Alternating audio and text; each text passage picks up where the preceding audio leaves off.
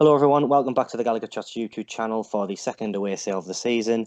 First time up against Arsenal. It was a weird sort of game where we seemed to play all right and then had a complete tactical meltdown in the second half, which hopefully doesn't become a trend. Second time out, going to Carrow Road. I'll be down there. Let's hope it's a good game this time around. Joining us this week is Tom from the Along Come Norwich podcast. Thanks for coming on. Very welcome. So, there's some Newcastle fans at the minute who are already calling this a must-win game.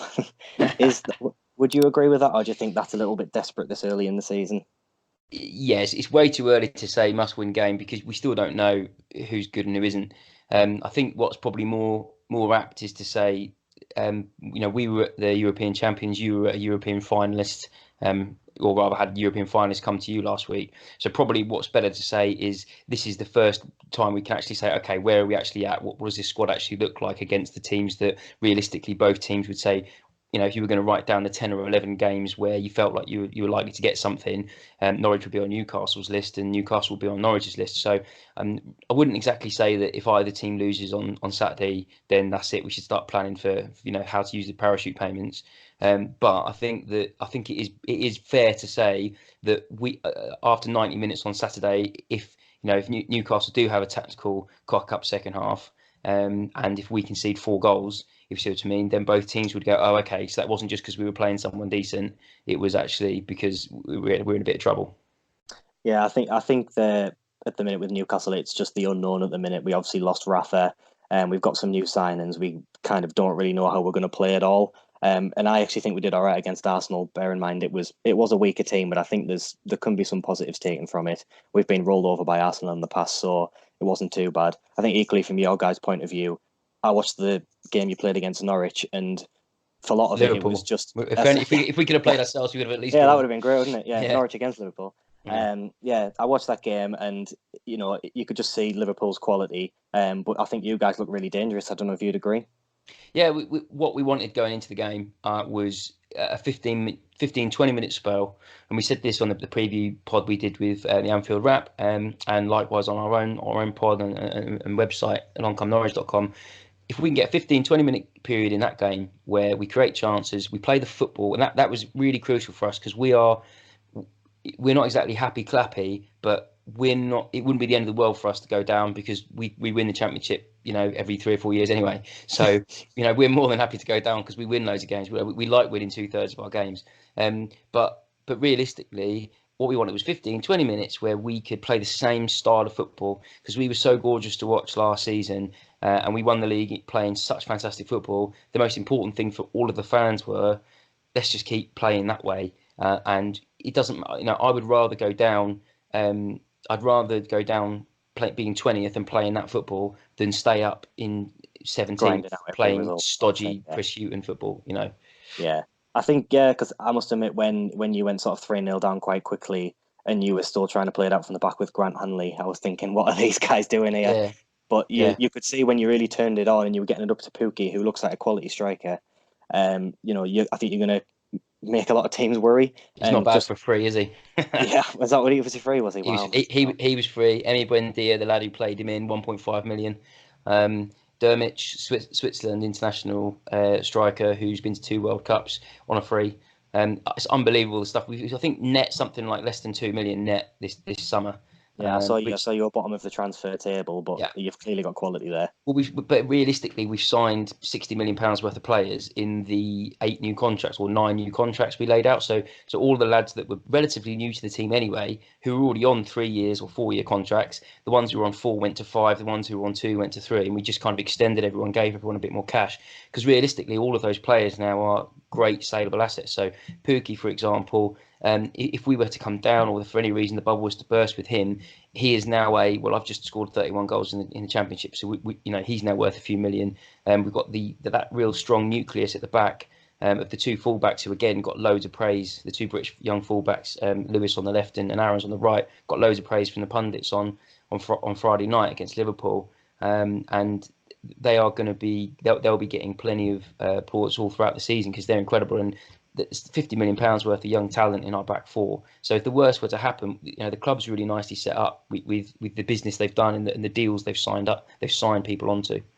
Yeah, Yeah, and looking back at the past games, because I did actually do a bit of research. 2-2 at Norwich, 4-3 at Newcastle, 3-2 at Norwich, and then 6-2 at Newcastle.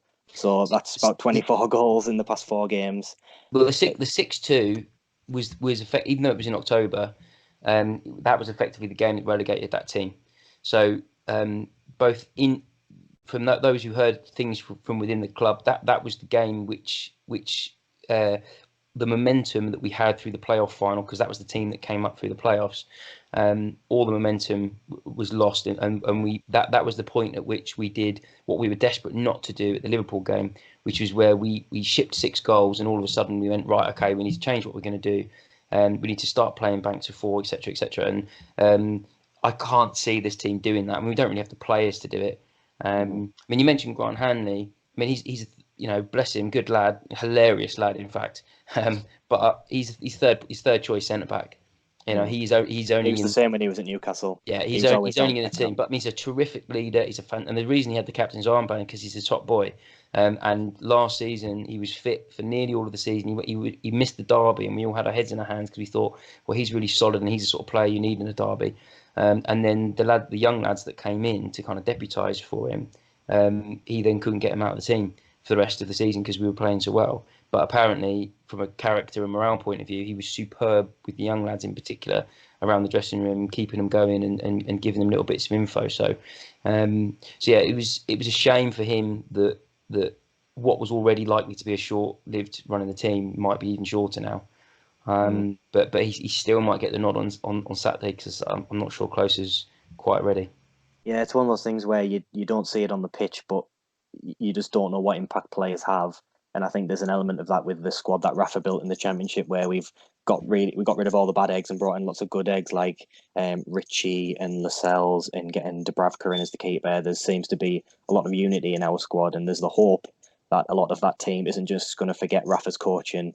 And even though Steve Bruce is now there, we will sort of still have that leadership and the mentality in the squad. That ironically, that game, the 3-2 at Norwich, I'm fairly certain that was a game that pretty much sent us down that year. As well, because I believe that was the Steve McLaren year that we went down, and I think it chopped and changed where we were 1-0 up, 2-1 down, 3, and equally that just completely, we had a little bit of momentum with Rafa coming in, and then it all just went to pop, I think, at that point. Another former Newcastle player, speaking of Grant Hanley, Tim Krul. How's he doing, or has he still got Chris Packett hands? So he is another superb character guy. And he's another guy who, even when we got Fearman who in for competition for the number 1 jersey. He was Schalke's first choice for. He's got a couple of 200-300 Bundesliga appearances. Really experienced guy. Lost his place to a younger guy last season, and that's exactly the type of person that is the kind of our model. It's someone who's either lost their way a bit and needs a second chance, chip on the shoulder type, or someone like Mo Leitner, who was at Dortmund on the bench for the Champions League final. Incredible talent, but not necessarily the right attitude. Younger, lost his way a bit, and now is ready to kind of kick on it. And that's how, because we haven't got any cash at all, we're a kind of self-funded club. Because of that, we have to get those kinds of assets, and that's why people like Krul, who were coming back from a really bad injury, but have got hundreds of Premier League appearances, so clearly there's experience there and can talk a young back four through a game. We did a podcast with Ben Godfrey, one of these fantastic defenders, a centre-back, number 4, who'll be playing on Saturday. He's currently one of the first names on the team sheet every week. If he's fit, he'll play every game this season. And he was saying how huge Krul has been in terms of doing that. But also, in terms of Chris Packett hands, I know it was the Championship, but even on Friday, he made 2 fantastic saves on Friday, which kept it from being as embarrassing as it could have been. There was times when he played for us where he was just stopping everything. I mean, he came out of nowhere in our team. I think he only got in. I think his debut was in the UEFA Cup, when everyone got injured, and he came out of nowhere. And then there was the odd game where I think he holds the record in the Premier League for a number of saves in a game against Spurs when he made like 19 saves. Yes, they mentioned and that was, I mean, we won that game somehow. I have no idea. Yeah. He's got that in him where he can just save everything, and then he'll let an easy one go past him. I don't know if he's still got that in him or whether he's improved on that. Well, early in the season, we played West Brom. We had a Kevin Keegan style game, and that is one of the pieces we did in pre-season was about for the previews. I said it was for an odds or betting website, and I said if you want to tip both teams to score in every Norwich game, like we will It's score looking good goals. based on our past results as well. Well, exactly, but Emi Buendia creates chance. He created 91 chances last season. Emi Buendia, he's insane. And Pukki is obviously a goal machine. So if those two are fit, we are always going to get one or two, even if we're getting smashed. But likewise, we do have a tendency to, as you've seen, if you saw the Liverpool game, don't care who we're playing or what the score is, we are going to knock it about and try and score goals. So we are going to concede all season. Now, in the early part of last season, we had a game like that, West Brom 4-3, that went back and forth. It was a terrific game of football. It was only like a second or third home game. And he let one, it was like a 25-yarder, might have been Rodriguez, because Dwight Gale was playing in that game. He scored in that game. And it's one of those where you just put your hands out and stop it, and it's gone in. Yeah. And it just went straight past him. He said, "Why? It didn't move. It didn't swerve. It wasn't windy." Yeah, good to see that hasn't changed. Well, but that's the thing. So that was like September time or early October time last season. And to be fair, there hasn't really been any of that since then. Now, again, it's the Championship. It's not the Premier League. But he during the run-in, as you've known, because you've been following Newcastle when they've gone up via win the Championship not that long ago. You're in tight games and you nick games 1-0 and you nick games 2-1 with late goals, and it means that the saves that goalkeepers make in the last 10 minutes become magnified even more so. Yeah. And he was a huge part of that run-in, so he completely deserved his chance to start with the number one. He earned the right to do it. If he continues to play like he did against Liverpool, where he couldn't do much with the goals, and he did stop a couple going in, realistically I can see him keeping his place for a while, especially as Fearman, despite all the Bundesliga experience with the Champions League team, Schalke, he looks dreadful with his feet, which is one of the things he's supposed to be really good Strange, at. yeah. Saw him twice in pre-season and he looked distinctly average. But then I've got a soft spot for Krul because he's also a top lad. He's another one who we do love him up here still. The character is bang on. Like the fans love him. He's giving like almost not a day goes by he isn't giving away some signed gloves, raising money for charity, turning up to fan events. He's top boy, really nice. And we've had him on the podcast, so I've got a soft spot for him. Yeah, we all love them up here as well. So your point about goalkeepers is 100% as well. I mean, we won the Championship based on Brighton's keeper's cock up. Yeah. Grealish just caressed the ball at him and he let it go through him, but I don't really care at this point. Obviously, when you were down there last year, you must have played against the Steve Bruce Villa side. Don't know if you recall how that went or if there was any more tactical meltdowns with him there. Well, because Brucey scored the winning goal in a League Cup semi-final victory over Ipswich to take us to the League Cup final, which we then won. So we like Steve Bruce. He doesn't. It was so long ago now. It's 34 years ago now. So it's a while ago since Steve Bruce was a Norwich player. But he always speaks very fondly of his time with us, and so he always gets a good welcome when he's down here. But I vaguely remember him in the dugout, but I don't really remember. I think that was quite early in the season that we had him at home, and then the away game was the last game of the season when he was no longer part of it. Yeah, it is an unusual one for us with him. It's obviously one of the biggest managerial downgrades in history, going from Champions League winner to a man who I don't think he's really achieved much. I think it's a bit unfair. Some fans have been a little bit unfair on him because he has come into an awful situation with the ownership of the club, and we could have signed Mourinho as manager, and he probably still would have been looked down upon as not being as good as Rafa. So it is an unusual one. But looking ahead to the game, I think he's going to play slightly more expansive than Rafa did. Whether that's going to be a good thing or a bad thing, I don't know.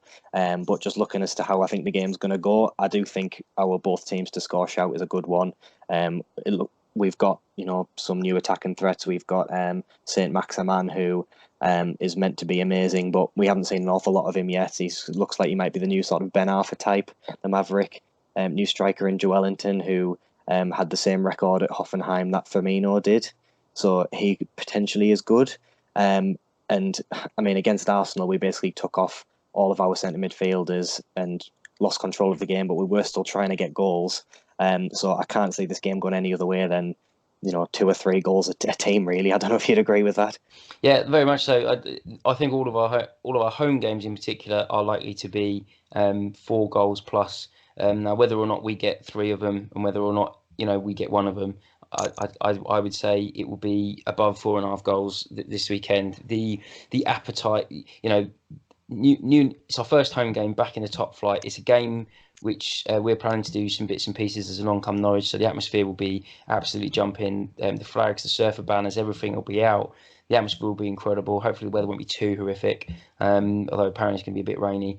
And Our trains have been cancelled as well. Oh, really? Is it? Yeah, How there's are a you getting strike down? on. Well, I'm going halfway on Friday, and then we're driving from Peterborough. So it shouldn't Right, be okay. too bad. But yeah, Yeah. so if there is any fans going down that don't know that, then just keep an eye on your trains because I might not Yeah, be able to get there. when Norwich, when everyone sees the P next to Norwich's name at the end of a championship season, no one really rejoices because the away trips are horrific for everyone. But just remember, we have that for every away game. So Yeah, that's true. this is the We thing. have that all Something the time. Yeah, where exactly. That's something we share with the Northeast clubs. Is just that people go, "Oh God, you're so far away." It's like we know, we yeah, live here. yeah. When the nearest game to you is Burnley, it's not exact, and Yeah, that's like yeah, one team. It's nice to have a yeah. Sheffield club here now, but yeah. This is Um, the thing. We're just like, oh, it's only a 6 hour round trip. Brilliant. It's like a derby. well, it won't be as bad as the time I got the mega bus to Spurs and back, and we lost 4-1 in the cup. I'll put it that way. I'm hoping it's going to be slightly more exciting than that. Um, so I think for a match prediction, I had 2-2 in my head. I don't know Okay. if you've got a score prediction. Yeah, we're going to win. And I can't see us I'm scoring a always few too other. reasonable. I need to start saying we're going to win. Yeah, no, well, no, I'm of the three of us who do the podcast fortnightly. I am Mr. Glass half empty generally, and I predicted 4-1, and I was right last week, the weekend. I can't see Norwich scoring fewer than 3 goals this weekend, but I can't see us conceding fewer than two.